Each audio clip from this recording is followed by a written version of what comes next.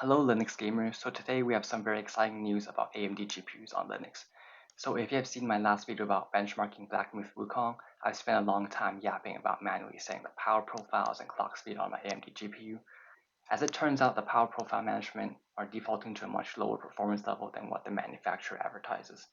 As you can see, the default clock frequency and power draw of my RX 7700 XT is just significantly lower than the advertised 2500 MHz and 200 plus watts of power draw.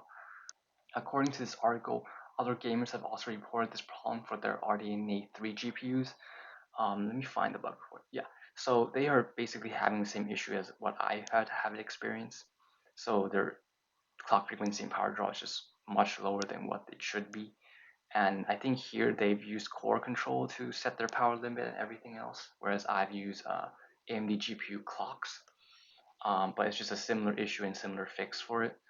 Um, so manually setting the clock frequency and power profile basically. And this isn't an isolated incident for a 7000 series. I think here, yeah, there's a bug report 3 years ago on the RX 6800. So let me go to that.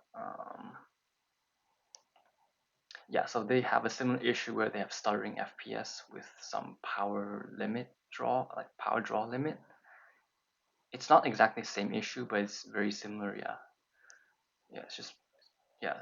So the power performance level is just much lower than what it should be. And but this is all going to change because there's a proposed patch for the Linux kernel 6.13, I think 2 weeks ago. Yeah, so all this does is it just changes the default profile to use a 3D, yeah, full screen 3D instead of the default boot up. And this check over here is basically checking if you have an APU. Basically, an APU is if you have a CPU with the integrated graphics, then it's going to stay as the default boot up profile. But whereas if you have a whereas if you have a discrete GPU, then it's going to use this more aggressive power profile. But with that being said, it's going to probably take a while for these changes to actually get released because as of right now, I think the stable release is 6.11, whereas the mainline is 6.12. So it's going to take a while for 6.13 to even make its way out into the wild. Um, and for Arch Linux, it's going to be much easier because it's a rolling release, but for other distros, it's going to be a problem.